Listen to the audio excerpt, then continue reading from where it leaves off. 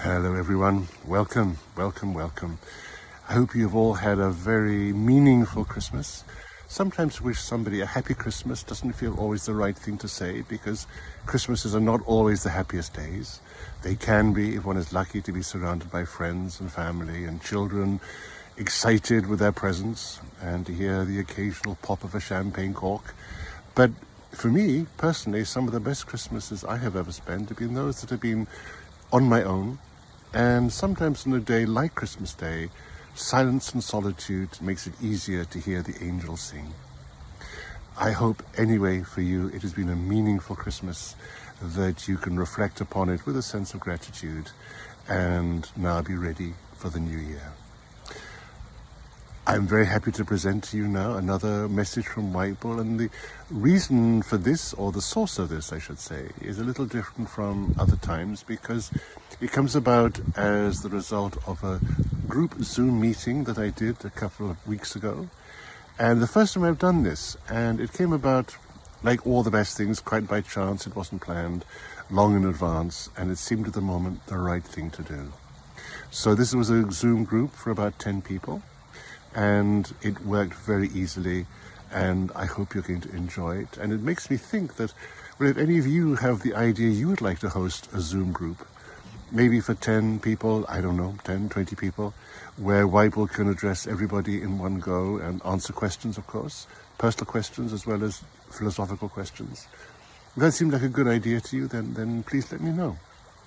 I'd be happy to participate in anything that you have in mind. With Weibel's message, of course, the truth that he brings through is timeless, and therefore one listening sometimes isn't enough to really grasp the depth of it all and to unpack it all so that one can more consciously absorb it.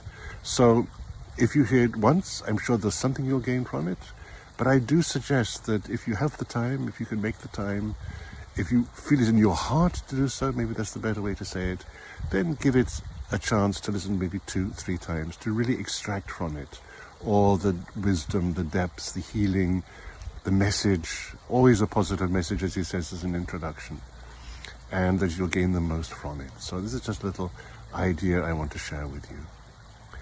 And now, as New Year approaches, well, who knows what it's going to bring. I think all of us feel it's going to be an important year. Most of all, I think it's going to confront us with mysteries. It's going to give an opportunity for us to bring out the mystic in us. And the mystic, of course, is the part of us that hungers most of all to discover absolute truth, the meaning of absolute truth, to live the absolute truth. And therefore, I'm sure that, yes, this is what we will be able to do when we create the time and the space for it. I heard a beautiful message given by a Native American Indian the other day, and it was one of the teachings that they received, and it goes that God gives to every man and woman his own song to sing. And maybe this coming year is the year when we will all be able to sing our song, the song that has been given to us, the message or the feeling that we're all pregnant with, that we can't yet find a way to bring out, our song. And so I hold the vision for all of us holding hands, jumping into the unknown, into the mystery, singing our hearts out with the song that we have been programmed with from the highest to create healing and harmony in the world. So, dear friends, I leave you. I wish you a very exciting and healing and a new year to really give birth to everything that is within you. And above all, in that to find peace and harmony within the deepest part of yourself. I'm sending you lots of love from my little garden in Normandy and wishing you all the very best for the time to come. Bye-bye.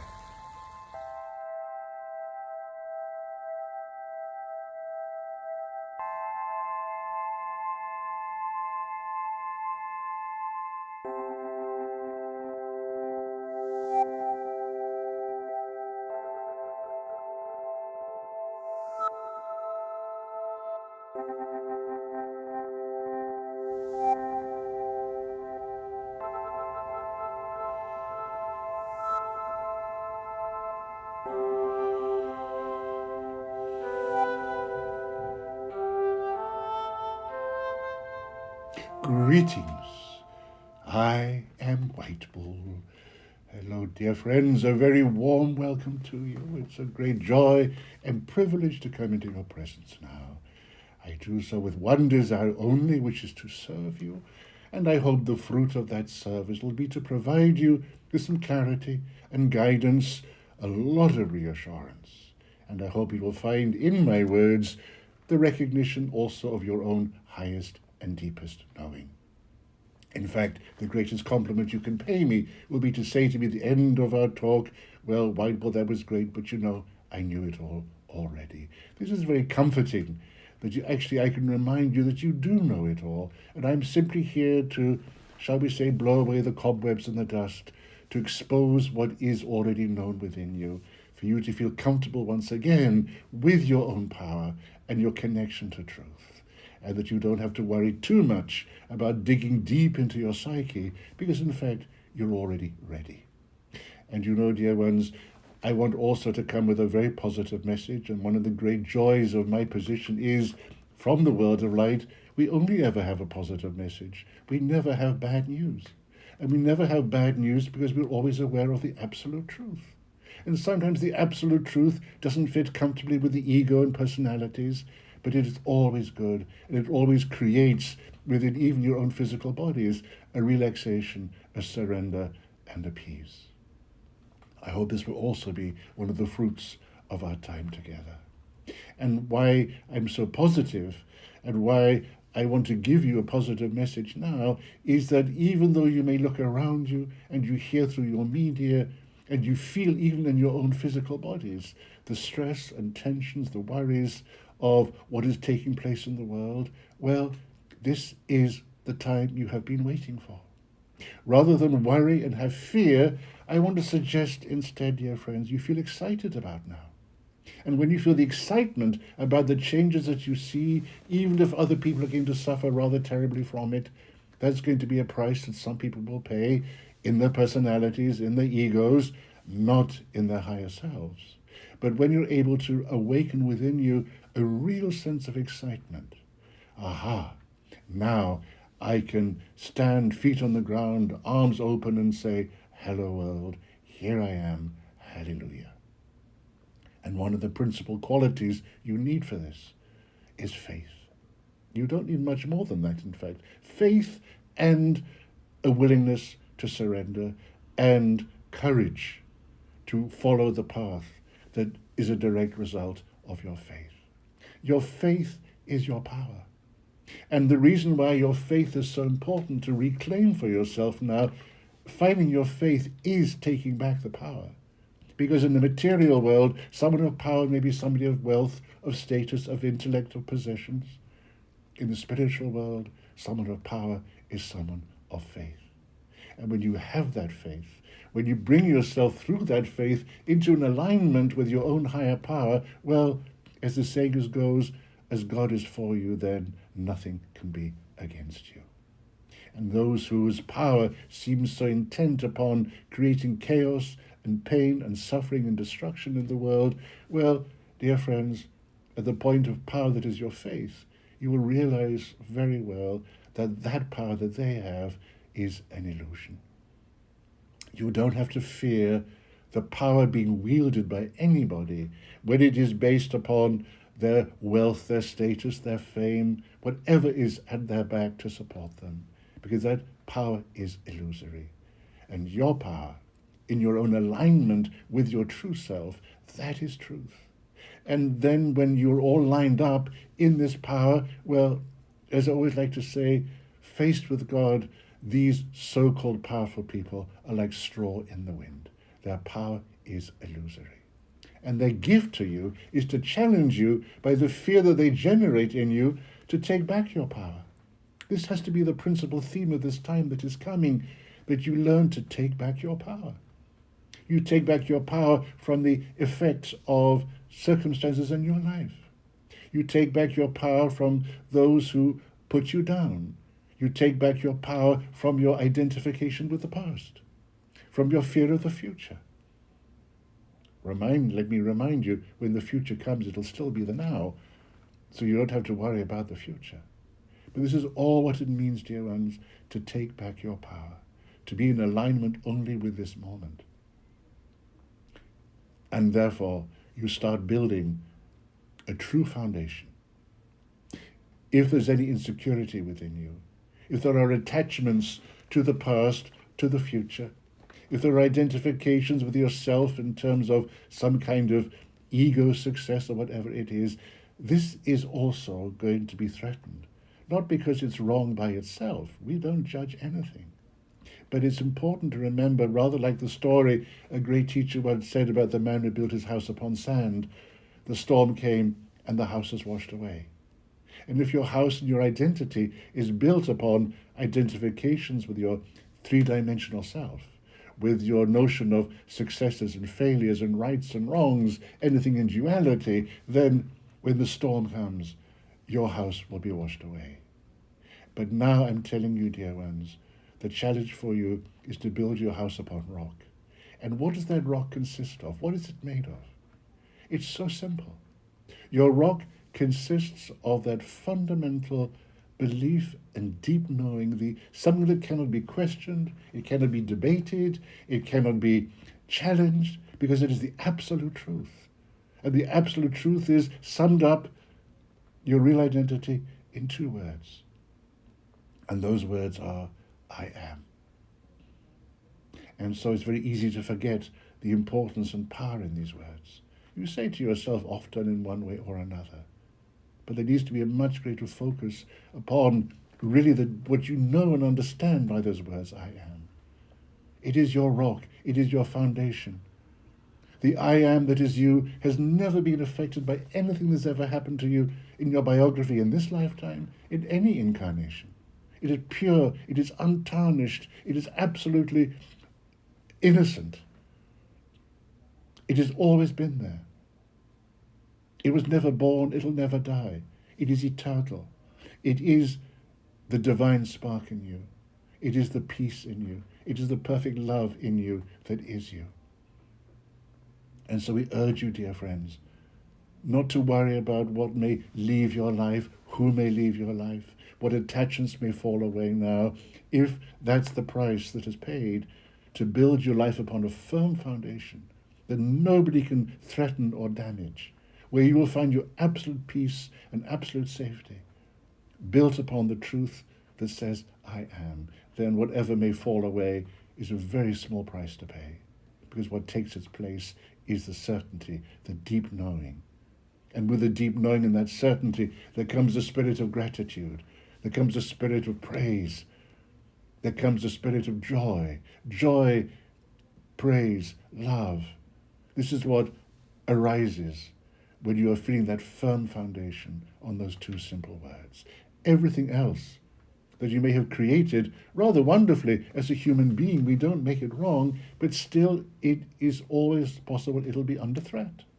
It may come, it may go, it may get bigger, it may get smaller.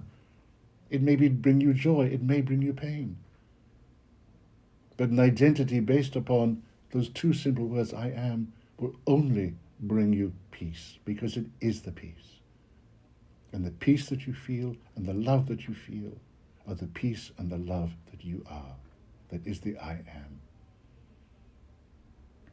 One of the ways or places you'll meet the I am is in nature. The tree is a wonderful embodiment of I am. To be able to meet your own I am, be in nature. Animals have it. Animals are great teachers for the I am, because they're not thinking of the past or the future. They don't have an ego to build a false identity based upon success. They just are. The greatest response you can give to any question about yourself, when somebody would ask you, what do? You reply, I don't know, I just am. This is the best answer to give. And it's not something that can be understood. This is the other point of this moment that we're moving into, dear friends. Don't try to understand. As a great teacher once said, if you can understand it, it's not God.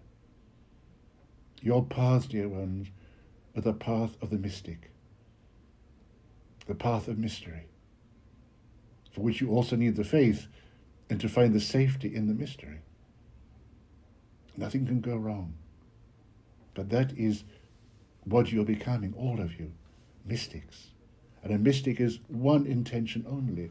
It hungers after truth. It pursues truth.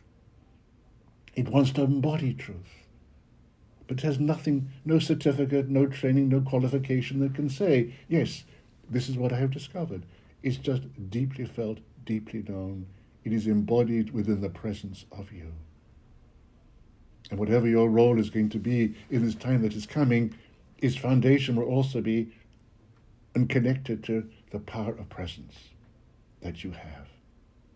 Not what you do, just the I am. The I am reveals itself, most of all, as presence, like the perfume of a rose. You can't bottle it, you can't contain it, you can't define it, and it is so clearly there.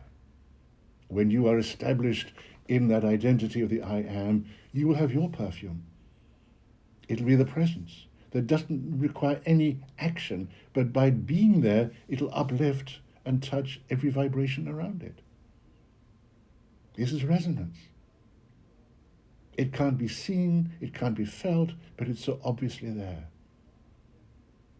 And if somebody will ever say to you, oh, I always feel so much better when I've been with you, you're thinking, why? What did I do? Maybe you did nothing. But the presence that is you will be doing the work. I say this to you, dear ones, to simplify the notion of the future for you, that all you have to do is just to be that presence. And it has its own vibration that raises people up. A great teacher 2,000 years ago put it very simply. He said, and I will raise all men up unto me. And what he meant by that, the presence that is the highest vibration of love in me will raise all people up to the same within themselves. What a great act of service this can be when you can accomplish this. You're not going to get recognition for it. That's not the purpose of your journey. But you will have a deep inner knowing, yes, I have been in connection to that. And people around you will be lifted up and be connected to their own higher self, if you want to call it, their own I am self. If this is all that you do, all that you accomplish, then that is a lot. Sometimes that comes with a specific action, specific calling, a specific gift or talent that wants to emerge out of this power of presence. It'll be uniquely yours. And in that you will find your way, your path of service.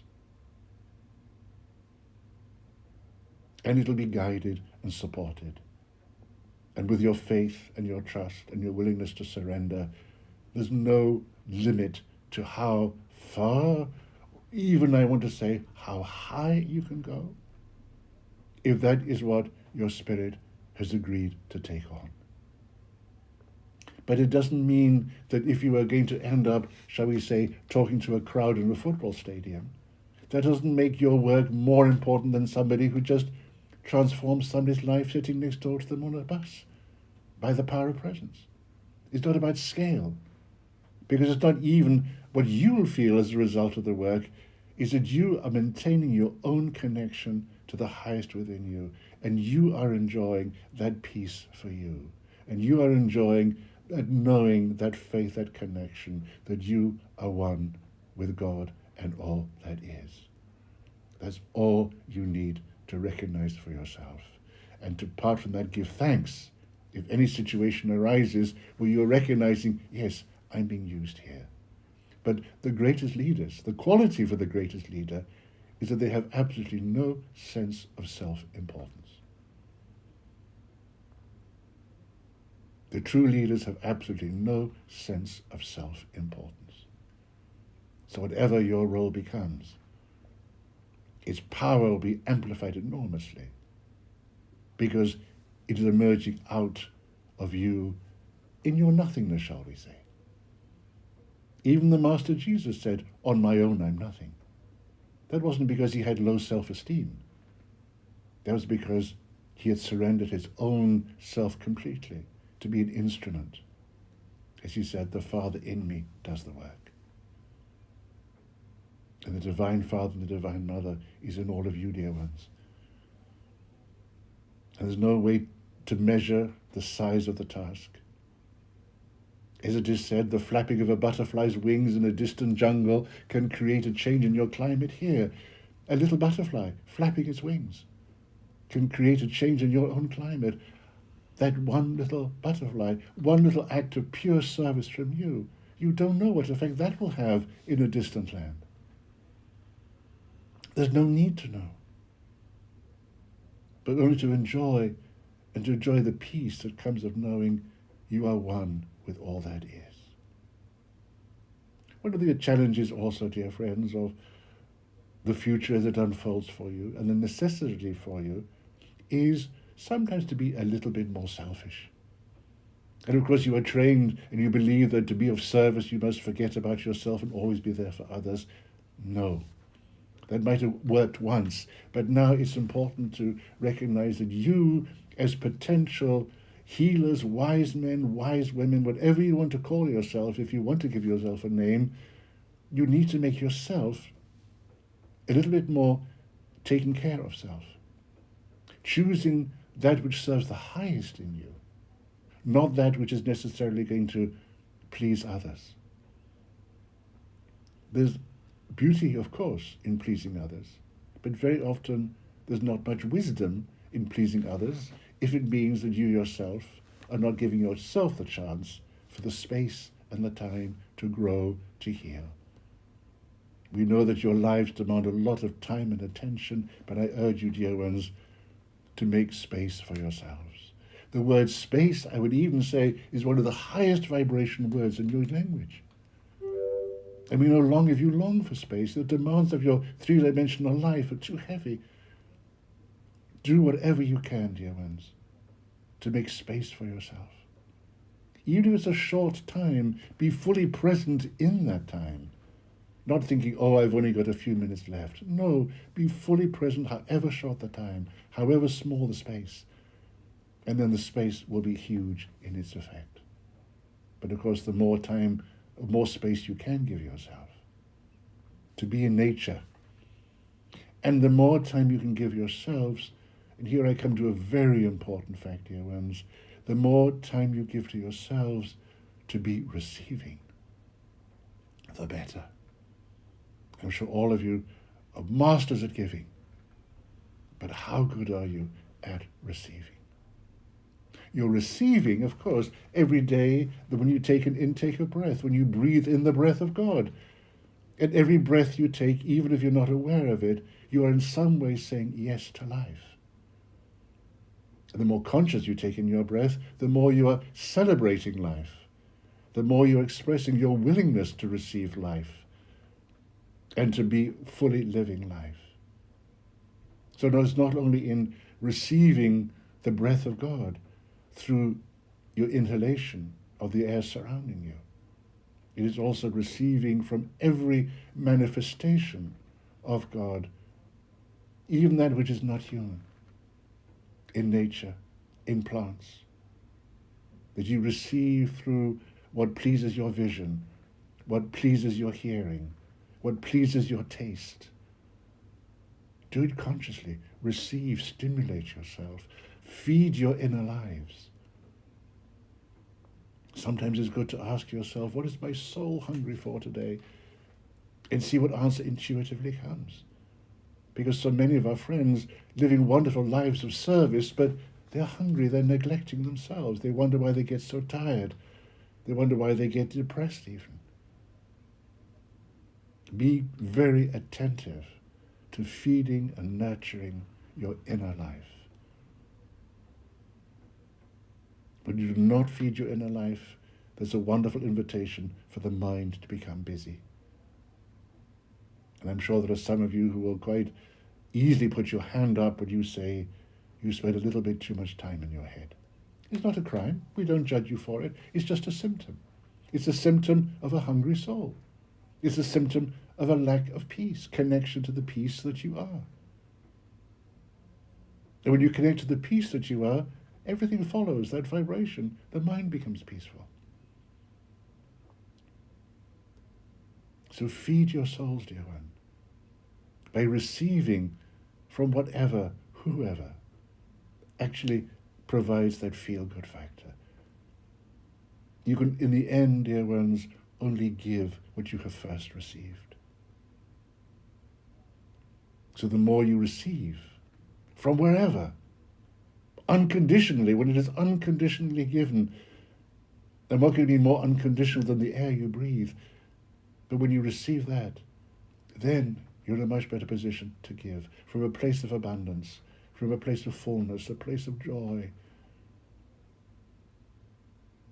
And then you convey this wonderful message. You become a good advertisement for God, shall I put it that way? And people will feel your energy of peace. They will feel your energy of faith and trust and think, oh, now here's a man and woman of faith. Oh, that's good. We can follow him or her. We can trust this person because they have faith. We can trust them because we feel in their presence the gratitude of living, and therefore they know something that maybe we haven't yet discovered, that it's good to be alive. And we want to experience that same gratitude, so people will gather around you. It works by contagion. This is the pandemic we want to be created now on earth. And you can all be carriers of this energy to set in motion this pandemic. When you're aligned, so aligned that you have the faith. When you're so well fed in your inner being that you have the contentment, the inner peace, and the gratitude. And that everything that emerges from you does so out of that sense of fullness, out of that sense of gratitude, out of that sense of peace. That is what you are. So, dear friends, good times are ahead. When the fears come, which inevitably they will, we're not asking you to be completely enlightened. That's not an immediate goal that you need to be concerned about. Yes, peace, yes. Feeling connected to your own deeper self, to your I am. Let that bring whatever it needs to bring. And if the fear comes, well, just say, hello, fear, welcome. The universe is a big place. I give you all the space that you need. I'm not going to choose peace. And when the inner judge speaks, which it probably will sometimes as well, we don't judge that. We only say the inner judge, as I call it, is a pathologically lying control freak with no sense of humor. If your best friend was like that, you would drop them immediately. So why share your inner space with this energy that has one desire only, which is to keep you small and hold you in the past? This is so important in relation to what I'm saying. Let nothing and no one keep you small or hold you in the past. Then you're giving your power away. You're giving your power away to a belief that's based upon a lie. So many of my friends will tell me they don't think they're good enough. Well, what could be crazier than that? And such a belief, and it's common amongst many of my friends, and it's what many of my sensitive friends especially have suffered with all of their lives, is because a very early conviction possessed them that said, there must be something wrong with me. Those around me don't see me, they don't understand me, there must be something wrong with me. And this becomes a belief, and life starts to unfold in response to that belief. And to repeat it, another story comes, another situation comes, where again you can say, there must be something wrong with me. It's like an addiction. Shame, if we can use that word, is at the base of so much of addiction. One needs one's fix of shame. Be aware of this. Say hello. Hello, shame. Embrace it. Hello, inner judge. Embrace it. Acknowledge it. Acknowledge that they were conceived out of pain. And you know that you can release them from that pain by offering them another role. And you can say to the shame, and you can say to the inner judge, I have an idea, dear friends. I want to offer you promotion. And your inner judge will allow that, ooh, promotion. This sounds very exciting. And the promotion you will offer them is that instead of you being their slave, they can become your servant. And all the wisdom that's in the pain, and all the love that's in the healed judgment can come to your side like good friends supporting you on your journey. Turn it around. Give them meaning. Give them a purpose that's creative, co-creative with you and the highest. Do not allow any lie, such as the inner judge or the shame, the propaganda. Don't allow it to have the power. Again, take back the power. One of the most powerful mantras you can say is simply this: I call my power back to me. Do it 100 times a day. Imagine all the little bits and pieces of you that you have given away out of fear, out of misunderstanding, out of habit. It all comes back. Like little puppy dogs wagging their tails, coming back to be with the master. Call back the power, dear ones. You have to do this.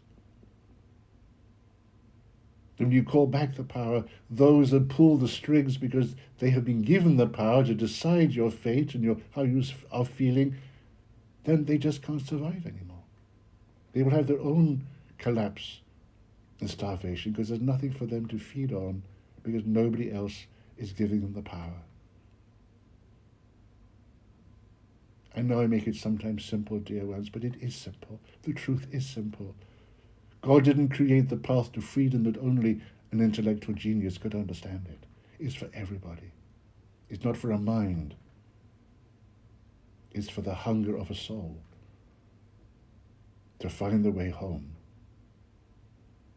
to that place at the center of you, the I am, that is the love and the peace and the divine spark.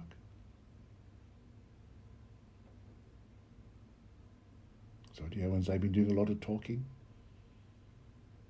I hope my words have found a place of resonance in you, but now I'd be so happy to answer any questions that you may have, either of what I'm saying or something completely new. I'm here to serve you, not only with this message that I give from myself, but also on behalf of all the loved ones in the world of light who gather with you now also. I do not come on my own. I'm a member of a gang, and we're here in service to you. In our message now, but in any other way you would like to ask me. So I'm ready. Please share.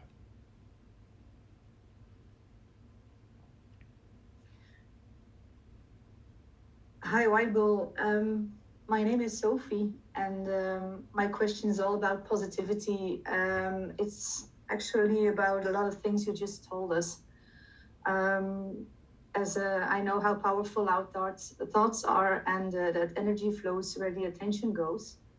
As for myself, I find it sometimes difficult to be positive. At moments, I have fears when I think about the times to come. And at such moments, I'm not able to put myself at ease and just think happy thoughts.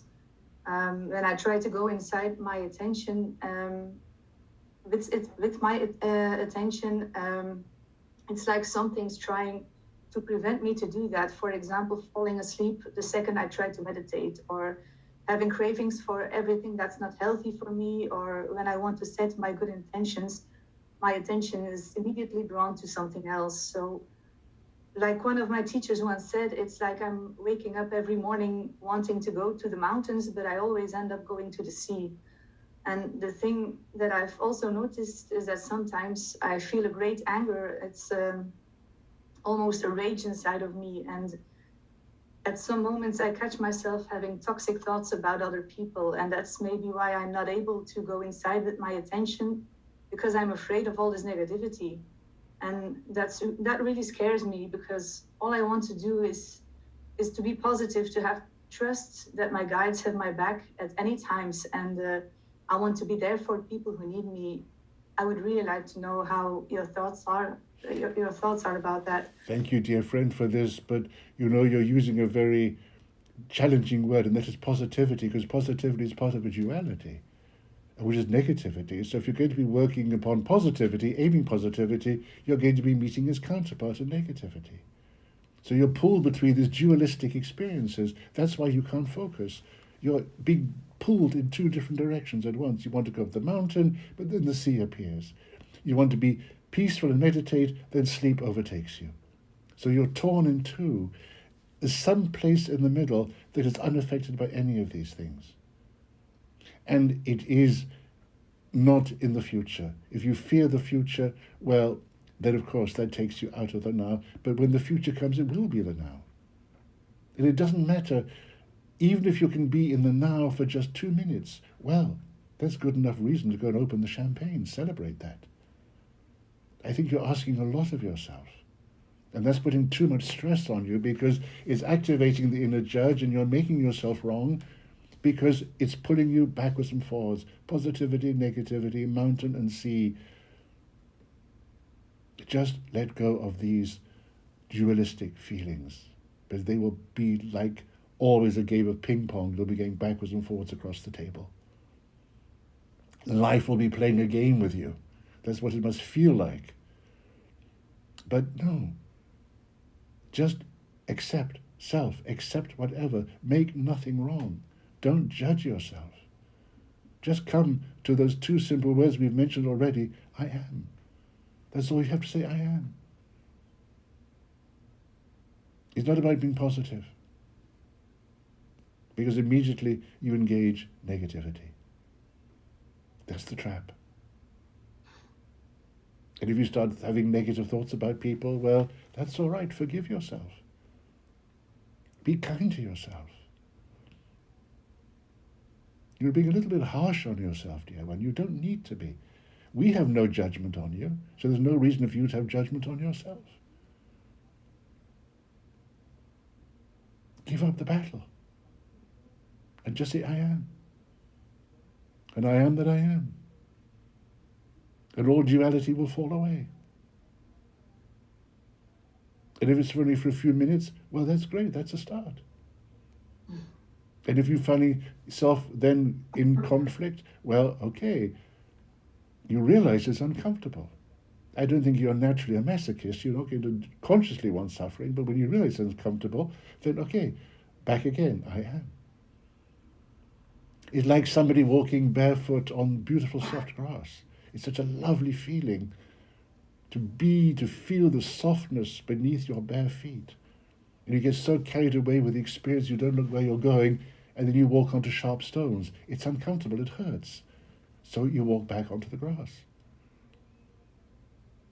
So the moment you're aware of the discomfort of your thoughts, of these energies that pull you backwards and forwards, the fear of the future, okay, it hurts.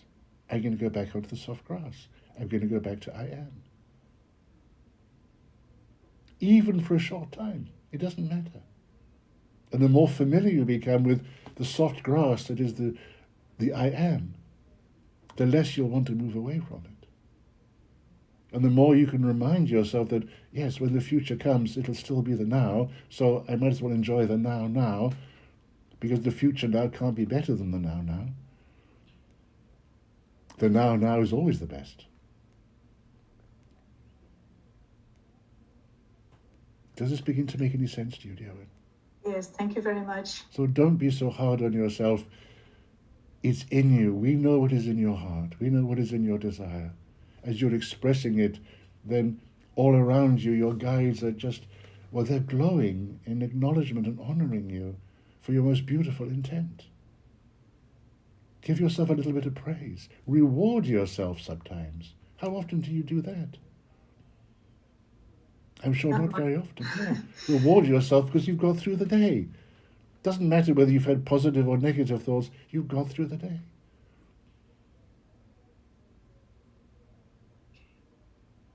And just, yes, come back to those words, I am. Even said a few times. Even dedicate a few minutes a day for just that. To play with the expression that I am. The I am that I am is the love that I am, and the I am that I am is free of all past and all future. The I am that I am has never been hurt. The I am that I am doesn't know anything about fear. It's completely immune to fear. These are all the truths that are the relation to the I am. You can't go on for that for very long without starting to breathe a sigh of relief and breathing in the breath of God. It feels so good. Oh, what a relief. My true self knows no past or future.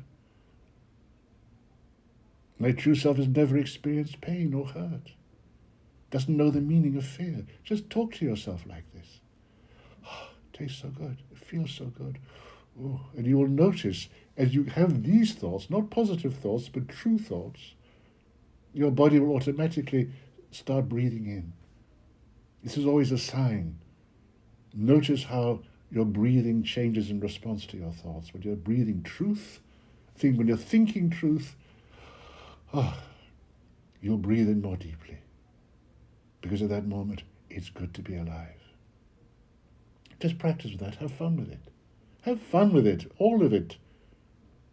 It doesn't have to be a hard lesson. It's not like being back at school where you have to do your homework and frightened about how many marks out of 10 you'll get and are you learning enough? No, it's not like that. Keep it simple. It's just about finding a few enjoyable moments based upon truth. It is neither good nor bad or right or wrong, or success or failure. It just is, and you just are. And even if you aren't able to fulfill what you want to do, it doesn't affect the real you. It's irrelevant to the real you. It doesn't take away from the truth of what you are.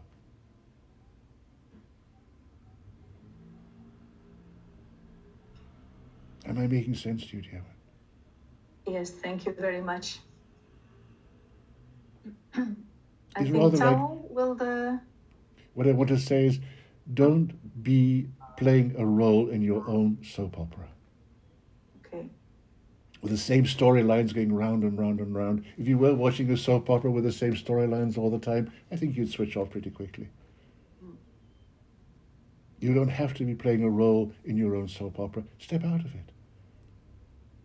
It's not a role that you have to play. It's not a pattern that you have to live. Just be you. Be the star, the director, the scriptwriter, and the producer of your own show. Starring the I am that you are. Okay, thank you very much. Does this resonate in you, dear one? Yes, very much. Thank you. Choose the easy way. Don't be so hard on yourself. Remember, there's no higher power, any part of any, how can I call it, truth outside of you, judging you in any way. So don't judge yourself. We're not thinking, oh, there she goes again. No. Because we don't see that. We just see the truth of you. And we want in every way possible to hold up a mirror to see the truth of you. Imagine this, dear one. Imagine that you were born in a place where there were no mirrors, so you had no idea what you looked like. You had no identity in that sense, a physical identity. Then one day somebody rides into town and says, I have a mirror, but it's one of those distorted mirrors that makes you look strange and ugly, and because you have nothing to compare it to, you think, well, that's me. And because you believe it, your world begins to unfold in response to that belief you have about yourself, that you're odd and strange and ugly. But then one day somebody else comes into town with a real mirror in which you see the real you. And your choice is then, well, which mirror am I going to believe? Am I going to go on believing in the mirror that says I'm not good enough, that I'm failing, that I'm in duality? Or am I going to believe in what I see in the mirror of truth? Just says, I'm perfect as I am. Whatever else, I'm still perfect as I am.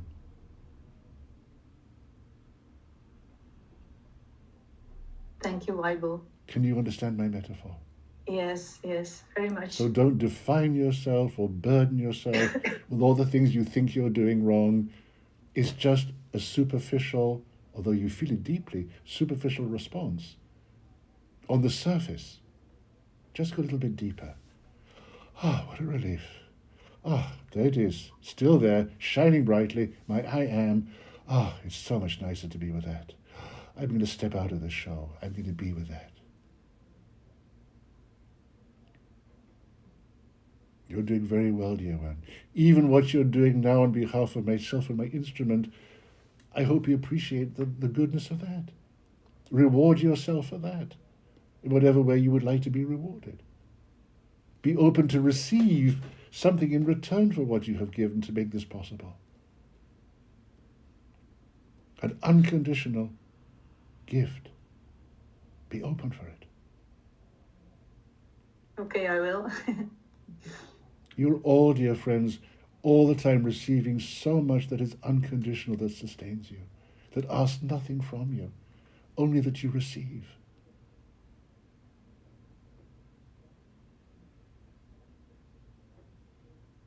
You don't have to be good.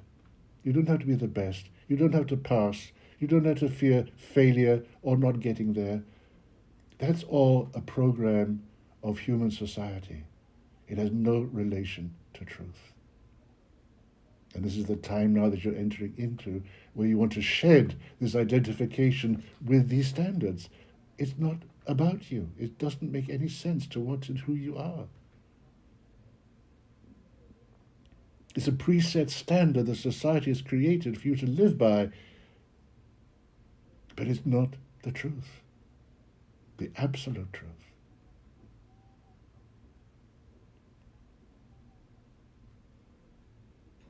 I think, dear one, you need to give yourself a hug. Oh, you've done so well. You don't have to worry. Oh, just rest. Or find a place, go for a walk in nature, choose a tree where you can hold the tree and just discharge all of this into the tree. Be received completely by the tree. Or lie on the earth, Earth Mother. Let Earth Mother hold you and embrace you and release all of this conflict and pain and questions and doubt into her. She will receive it lovingly. Give it over. You don't need to be busy with it.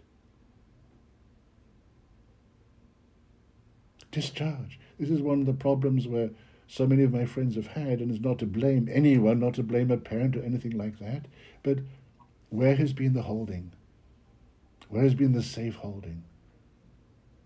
If you were to visit a tribe in the jungle where the babies are always carried, they're always floppy because they can discharge all their tension into their mother's bodies. They just do it as a natural thing. But for many of my friends in your society, you don't have that natural resource to instantly discharge. So you learn to hold on to it. Then a thought pattern becomes attached to it. No, dear ones, let go, discharge, release.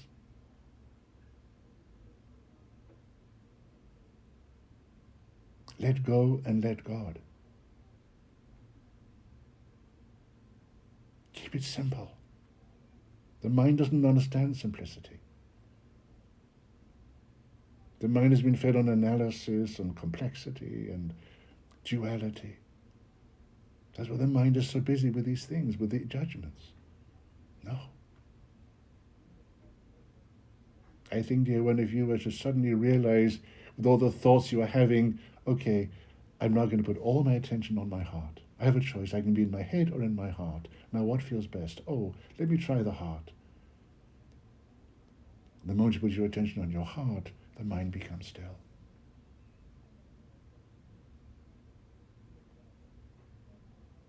And the language of the heart is the language of the I am.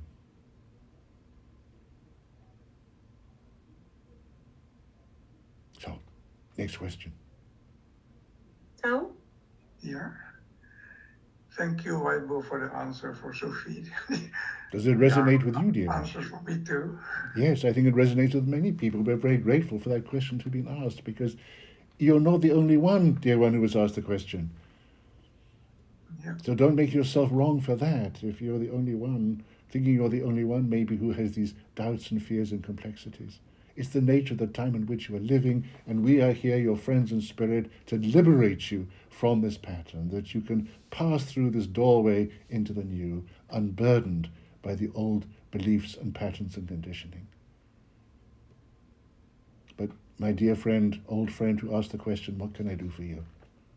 Yeah, you have told me many times in the past about the soap opera, and I had it with my ex-partner so many times. And my question for now is, I'm a bit anxious about the vaccination. My son, my ex-wife, my son-in-law, my brother, and his partner, they all have got the vaccination against COVID, and can they overgrow it or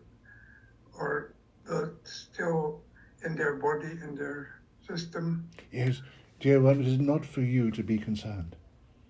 You burden yourself with this concern. Actually, it's not your business. Whether they've made that choice consciously or unconsciously, it's for them, by making whatever choice, to take full responsibility for the implications of that choice. It's not your journey, it's not your problem. We understand you care about these people, you love these people, but to love sometimes is simply to allow somebody their own individual experience and journey, to watch how they will respond to it, and to be there for them without judgment and without your fear. Be there in your purity, in your unconditional love. Yes, there's a lot of fear around the vaccines.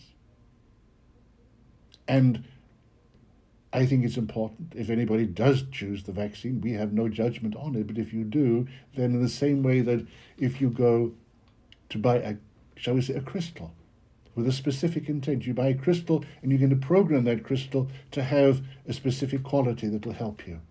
Well then, if you're going to have the vaccination, choose very carefully that as this vaccine goes into your body, with your thoughts you're programming it to only have a positive effect upon you. Trust in your power of programming. Trust in your power of thought. But at the same time, we come to the same story of power. Don't give your power away. Don't give your power away to fearful beliefs. Don't give your power away to conspiracy theories. This is all part of the world of duality as well, and it cannot survive in a life ruled by where the I am is the king and the queen. This is a very clear manifestation of a world of duality where it is seen there's a power battle going on, people want to control, and those don't want to give their control away. Well, even if one has been vaccinated, you can still take back the power. Don't give power to belief systems that are in itself fear-based. This is part of the trick of those who do want to have some control over others. Don't fall for it. You want immunity to a virus, but you want immunity also to the fears and the conflicts and the dualistic thought patterns that are around it. Rise above it. And if you're going to be amongst your dear family, carrying that energy of the I am, then maybe the effect of that upon the bodies of your loved ones will be to neutralize anything harmful in them. That will be how you will heal them. Because you're there in your absolute faith, not in for or against a vaccine, but in your faith in one power only. Your recent pandemic situation has brought to the surface a lot of dualistic and fearful thinking. That has been the worst part of it, not the pandemic itself, but that has produced so much fear.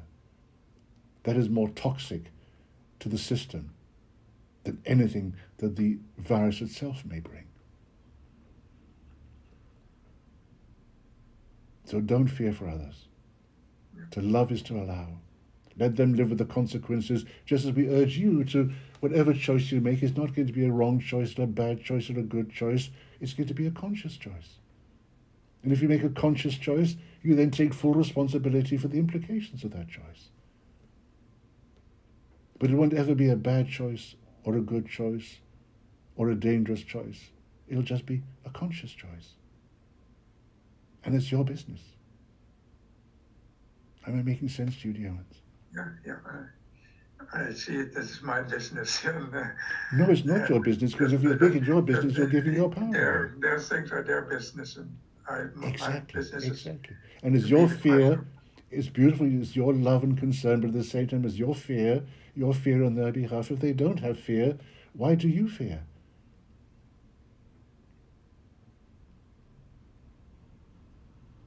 They choose of two fears, between two fears. Well, maybe they don't see it that way. Maybe they think it's common sense. Maybe they don't do it out of fear. Maybe they're easily identifying with the collective belief system. Yes, you take the vaccine. This is the normal thing to do, the wise thing to do.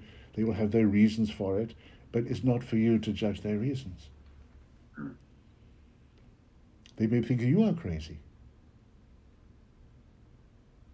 But your immunity, anybody's immunity from anything, and we will include a virus in this, is not going to be through the steps you take, either with a vaccine or not. Is going to be in the degree to which you have power in yourself. This is your immunity.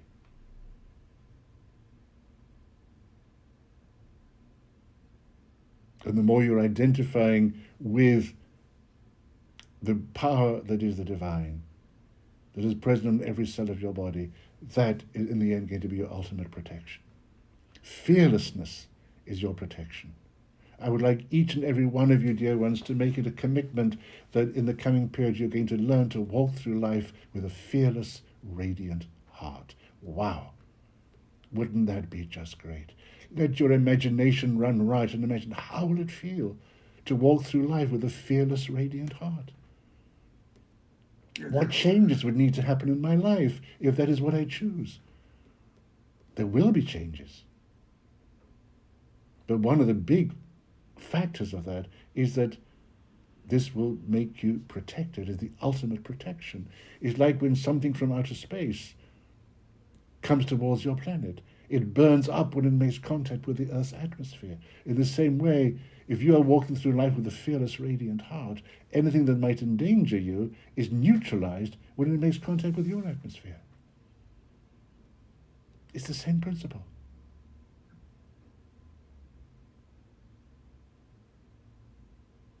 Yeah, beautiful. So let this be your commitment, all of you dear ones. For the sake of humanity, for the sake of all who are in fear, for the sake of your beloved planet, for the sake of all sentient beings on the planet, you couldn't do better than commit to go through life with a fearless, radiant heart.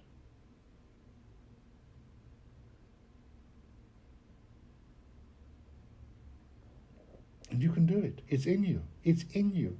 Just the mind gets in the way.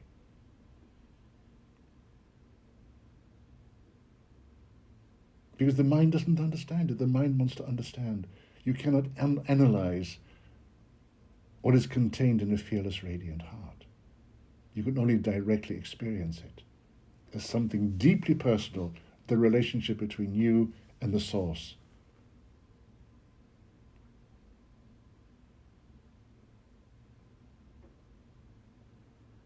So, dear ones, I'm a teacher. I have to give some homework. There you have it. Yeah, thank you. I will do it. Do your best. Don't blame or judge yourself if you don't think you're succeeding it. That's not important. Your intention is what matters. Yeah. And your intention does more than half the work.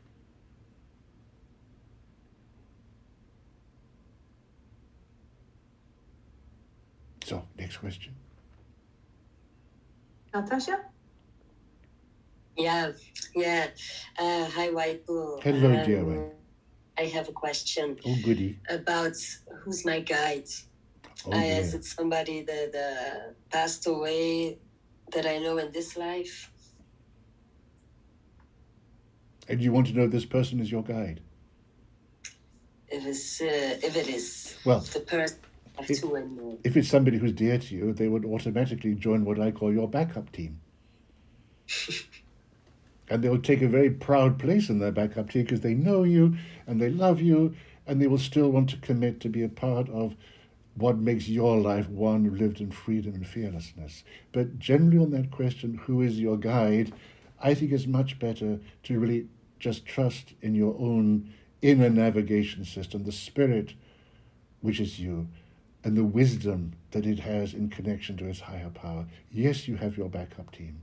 And your backup team are there as a substitute for what you're not able yet to find through your own faith, your own trust, your own connection to your higher power, that you don't need a so-called external guide. Everything is within you. And that time will come. And you'll be able to say to your backup team, thank you, boys and girls, I don't need you anymore, you can go.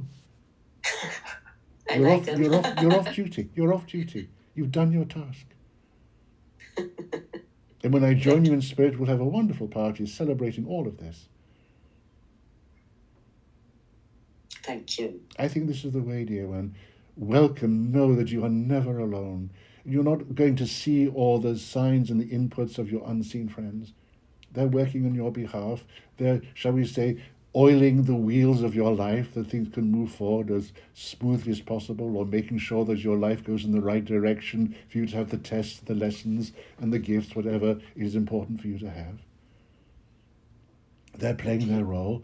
They leave you with your free will, of course. They're never judging you, thinking, oh no, there she goes again, same old mistake. What are we going to do this time? No, there's just love, love coming towards you, holding the highest vision for you.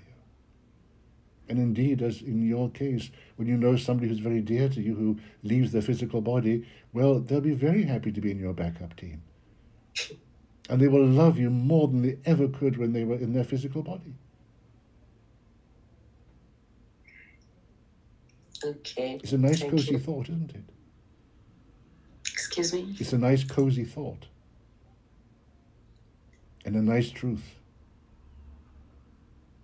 Love is what carries me and what also brings me down. So that's the fearness, I guess. Yes. But this is also, can I just continue? Forgive me, I always have a lot to say. I don't want to bore you, but in this process of those dear friends now who are leaving their physical bodies to move into the non-physical realm, well, it's because they have work to do there. It's very painful for you if your loved ones are leaving you, of course. Nobody wants that to happen. But we see many of our friends making that choice now. And you think, well, it's too early, it's too soon, it's not the right way.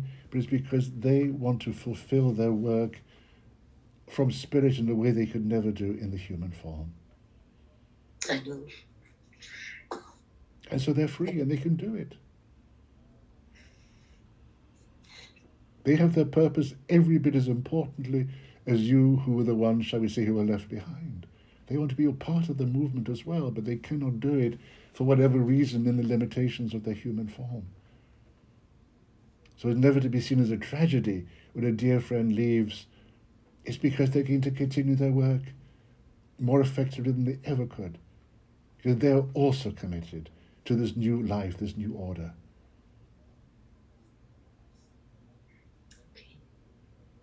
One of the great absolute truths of this time, something to truly celebrate, is that the separation or seeming separation between the physical and the non-physical is disappearing. The veil is dissolving.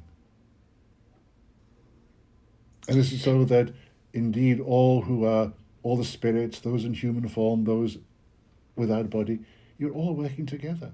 There's not a spirit world and a human world, there's just one world. And we want you to realize that and to know it and to feel that you're moving amongst it. You're all fish swimming in the same sea. I know. Are twin flames real? Well, it's a cozy name, but I think relationships are much easier when they don't have a label. When you have a label like twin flame, twin soul, soulmate, then it creates expectations. And when there's expectations, there can be disappointments. I'm not saying such a thing doesn't exist, but I think it's much more enjoyable just to welcome this other being into your life and to enjoy the resonance and oneness that you feel, and not to complicate the relationship by giving them a label such as a twin flame. Okay. Because if a relationship with a twin flame doesn't work out, the pain is even greater. Oh, but they were my twin flame. Why didn't it work out? Well, sometimes what you call a twin flame or a soulmate, their purpose can be to cause as much pain as possible in order that you, for example, whoever the other one is, can find an even greater love in their relationship to God. To give somebody the role of a twin flame gives them an enormous role to play. They become the source of and the reason for love and happiness and joy. Therefore, they stand between you and the oneness with your own highest power, because it goes to the twin flame. Okay. Can you understand what I'm saying, dear one? Excuse me? Can you understand what I'm saying and why I am saying it?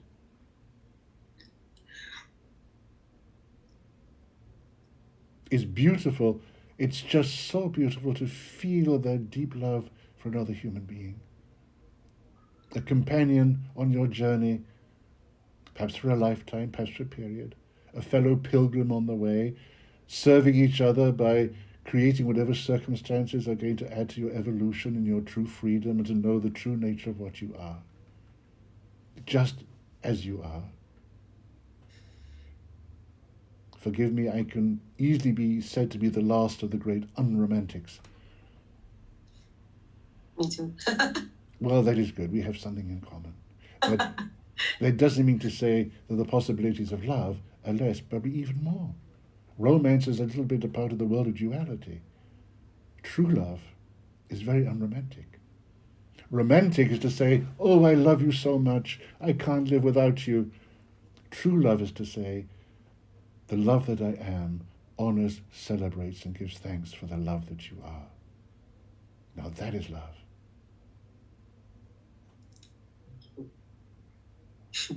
Okay, thank you. Practice with that one.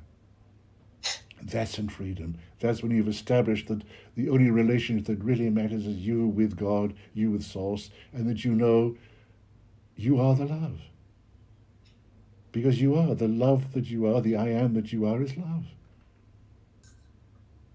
So when you say from that perspective, I love you, you think, hang on, but this doesn't quite really express what I mean.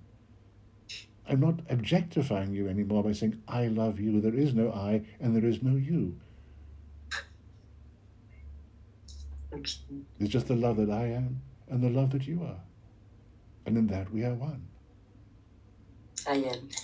Exactly. Well said. Thank you.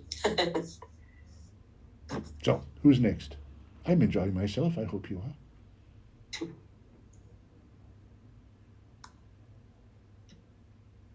I don't see any more show of hands, so I don't know if anyone else wants to ask something.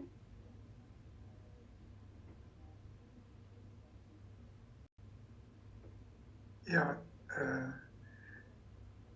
What is it? What is the expectation for the situation, the coming situation? Is we get more problems in the future? Yes, there may come more problems. There always have been problems, but this is a type of great transition in your world.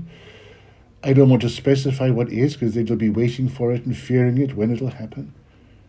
But when you're able, whenever it happens, whatever happens, to have already taken back your power and to be in your alignment with truth, then it'll happen around you. It won't affect you. You will see through it. You will see what it means, what it represents in terms of the bigger picture and the great transition that has to happen. Like I said, welcome it. Be excited about this time you're entering into, not fearful of it. In all your many incarnations, you've never had an experience like this. Therefore, I understand you're fearful because you have no memory, soul memory to draw upon. If you look back to other incarnations where there have been crises in your life, it's been where you have been subject, there's been an external power, there's been object. There's been a war, there's been a battle, there's been disease, there's been terrible things happening. But you did not have the power to change it. But now, with this time that's coming, you have the power. In all your incarnations, dear ones, you've never been through anything like this. So you are in a place without a map. We understand, therefore, your fear, which is why we're emphasizing as much as we possibly can the way out of the fear is to identify with who and what you truly are. That is your safety. That is your protection. That is what creates good around you. And then those who seemingly are the ones who have the power, well, like I said, faced with God, they're like straw in the wind. They will collapse. There's nobody feeding them with their fear. So what do? They will just disappear. The abuses of power will dissolve. And there will come peace and harmony. It's not just a fantasy. When people talk about heaven and earth becoming one, it is a truth. And there are many, as a great saint wrote in his prophecy of this time in which you are living, there will be many false prophets. And it's so important that you really take care not to be seduced by false prophets who will want your obedience, who will want you to follow them, but who in the end is intent is separation, destruction. Be your own prophet, be your own messenger of wisdom and truth. It's in you. It's in you.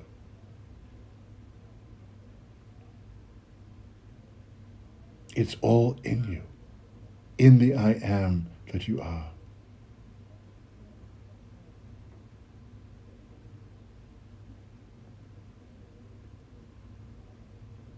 You know, the Master Jesus has come in for some rather unfortunate criticisms when he is supposed to have said that he's the best of all, he's the only one. He was only ever saying, dear ones, that when he was, you could be also.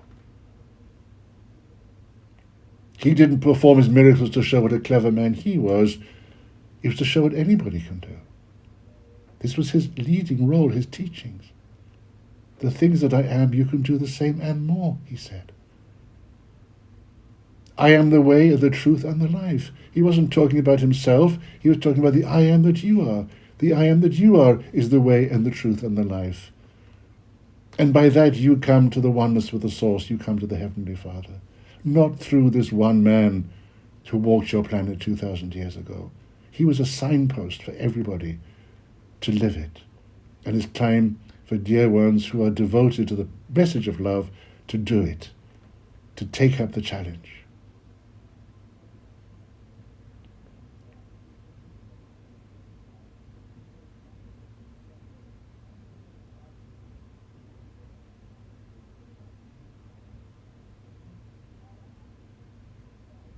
Am I making sense?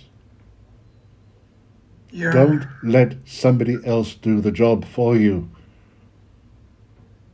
It is for you to do it yourself because it's in you to do it.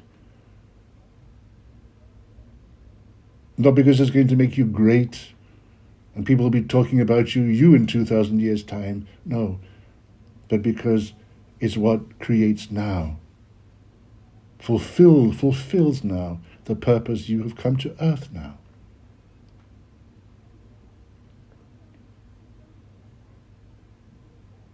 I am often asked, why will you ever return to earth? And I'll say, well, okay, if it's a good enough party, I will come. Well, I'm looking forward to this party. So please, do the work. And I will be amongst you at the celebration.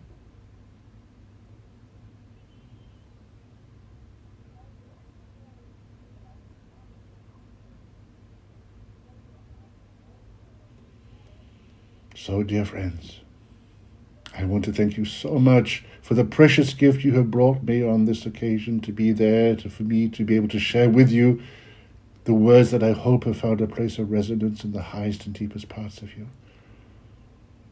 I leave you with so much love from all of us. We are many, but we are one spirit only in our vision for you, the vision we hold for you, of you as truly free, and living then a life of everlasting peace, and that out of the peace can come an endless joy and a perfect and eternal love. And with all love to you, I say God be with you.